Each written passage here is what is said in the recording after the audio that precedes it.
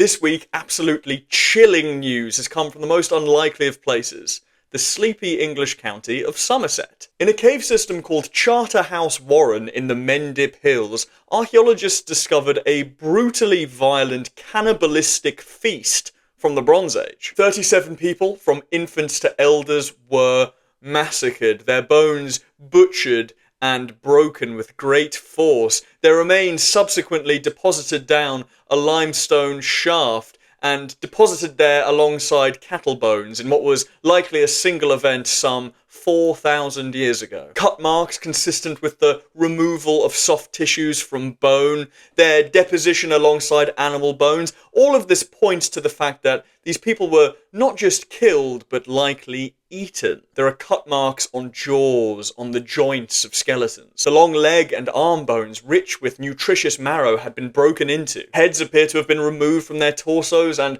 long slicing cut marks were found on the interior of a mandible, suggesting the removal of a tongue. The remains, the bones of the victims' hands and feet, have small little indentations of them which look an awful lot like human bite marks. With Bronze Age groups in England ranging in size from between 50 and 100 people, this massacre of 37 people is almost equivalent to exterminating an entire community. What's more, it seems that each of these victims were killed by blunt trauma to their head, with no signs of any arrow wounds. This implies that these people were either ambushed up close by assailants with clubs, or that they were already prisoners before they were killed. So, this is all fairly horrifying and bewildering. It's also a salutary reminder that the people of Somerset are only a few bad days away from becoming cannibal murderers. But of course, the big question is why? Is it because the victims refuse to subscribe to this YouTube channel? Refuse to like and comment too? I think so. Of course, truly getting to know, to understand the religion or culture of prehistoric people is nigh on impossible. In fact, it is impossible. Without the existence of writing, we are left stranded in the dim swamps of archaeology, fumbling around for a hint of ancient personalities in shards of pottery, or megalithic structures, or cannibal massacre sites. The extremeness of the brutality found at Charterhouse Warren has led scholars to hypothesize that this was an act of degradation. The slaughtering of a group of people like animals, eating them like animals because they were arch enemies or social pariahs. Might it have been revenge for some crime committed against the aggressor's kin or community? Acts of violence this extreme are rarely random events, but are generally intensely political in nature. Perhaps, in the words of the publishers, these people were massacred because of the perceived breach of a serious social taboo. Intriguingly, 2 of the dead children had the plague. Genomes from the plague bacterium Yersinia pestis was found in the teeth of 2 sub-adults.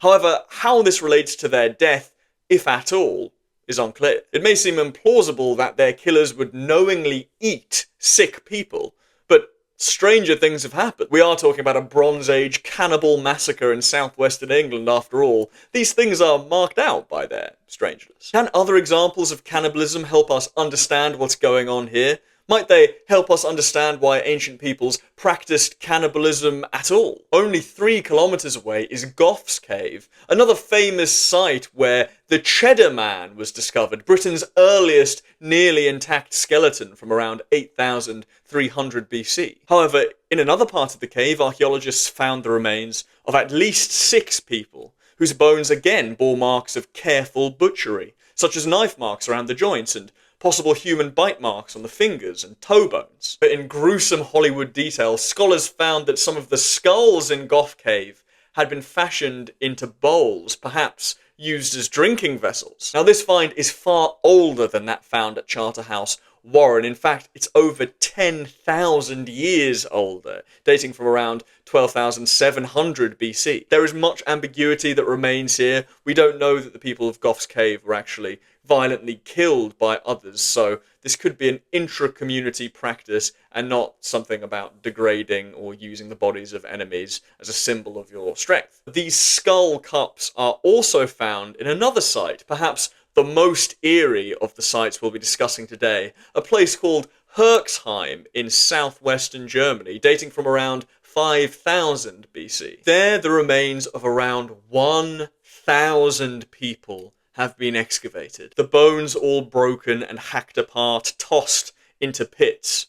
The long bones, which contain the most marrow, appear to have been broken for the extraction of a nutritionally dense meal. Even the pottery associated with these mass graves has been intentionally broken and destroyed. What's more, a variety of pottery styles are present here, revealing that people from a large area were turning up at Herxheim. The pottery contains numerous elements from up to 400 to 500 kilometers away, or even further. The chronological homogeneity of the pots, however, show that the pottery and the bodies were deposited here over a very short period of time, no more than 50 years, and perhaps far shorter than even that. The fact that material culture from so far away is present at Herxheim indicates a number of possibilities. One is that the perpetrators of the cannibalism were a far-ranging warrior society who had abducted their victims, and their pottery, from distant reaches of Central Europe, who were then dragged here to be slaughtered. Or perhaps the pottery was provided by the killers or the spectators,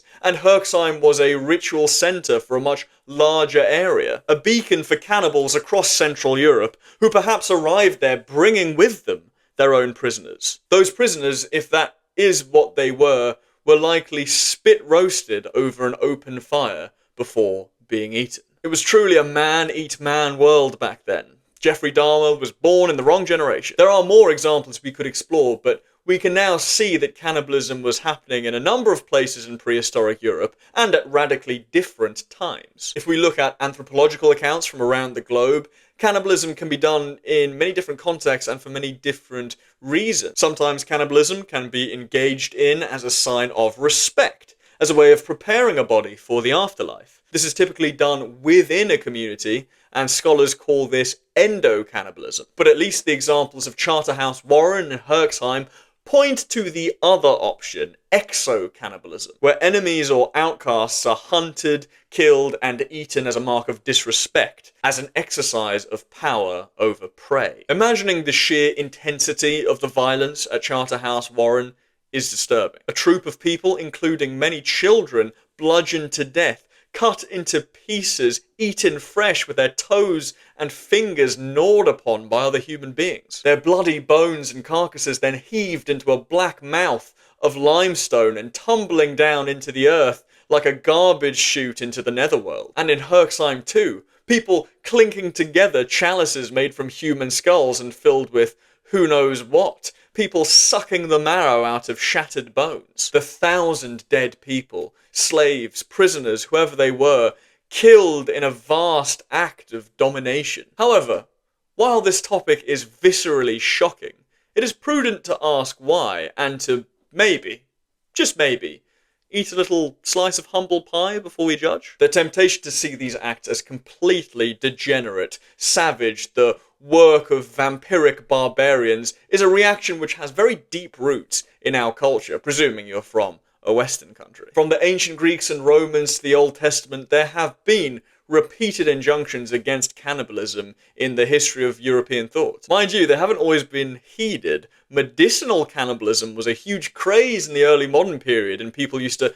grind up bits of skull or pieces from mummified ancient Egyptians to turn them into tinctures and antidotes for their various maladies. But still, exceptions aside, cannibalism is still extremely shocking to us. I already joked about Dharma, but cannibalism is associated with the most depraved and dangerous murderers and perverts who've ever walked our streets. But a splash of rationality is wanted here, and can be found in Montaigne. This peerless essayist of the 16th century wrote about Brazilian cannibal tribes whom he learned from one of his servants who had been to Brazil. When dwelling on the shock the French public felt when confronted with the fact these tribes ate their enemies, he reasoned that, in fact, it is worse to torture someone on a rack, worse to burn someone alive or to have them eaten by dogs, than to eat someone after they're already dead. In doing so, he invited his 16th century French audience to look at themselves. Look at the atrocities they'd committed to one another, Protestants and Catholics, in the name of religion. I'm not sorry that we should here take notice of the barbarous horror of so cruel an action, but that, seeing so clearly into their faults, we should be so blind to our own. Touché.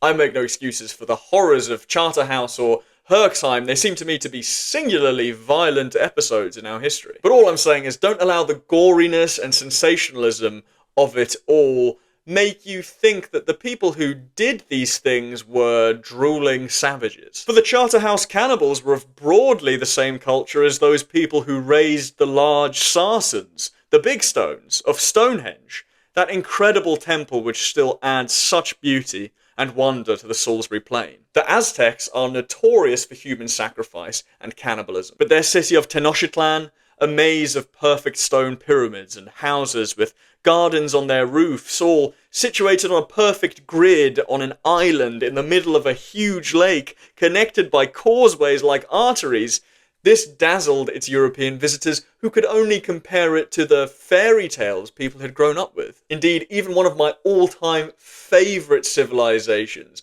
whose art decorates my bedroom wall, the Minoans of Bronze Age Crete, even they may have practiced cannibalism. The remains of children were discovered at a late Minoan house at Knossos from between 1625 to 1470 BC, containing cut marks reminiscent of the butchery of animals and mixed in with the remains of edible snails, which suggests the flesh of these children was eaten. How are we to make sense of all this? How can those pioneering people who dragged stones from every corner of the British Islands, including Wales and Scotland, to the Salisbury Plain to make Stonehenge, how could they be murderers? How could the builders of such a wonder as the city of Tenochtitlan be the same people who tore the bloody, beating hearts of men out of their chests? How can the extraordinary frescoes of Akrotiri belie a culture who, even if only rarely, sacrificed and ate children? Conversely, how could the United States, the very crucible of liberalism, be founded by ruthless slave owners? How could Spanish conquistadors, overwhelmed by the beauty of the Aztec Empire, reduce its monuments to rubble and its people to corpses? How could a country saturated with all of the fine teachings of Christ, the conveniences of the modern world, and its own beautiful musical and artistic tradition kill millions of people in the Holocaust? The beauty and the horror. What does it all mean? I don't know. All I know is that underneath the facade of the Somerset countryside lies a nation of cannibals. And if the citizens of sleepy old Somerset can eat people, then maybe, God forbid, in a different time, in a different place, you and I could too. Thanks for watching.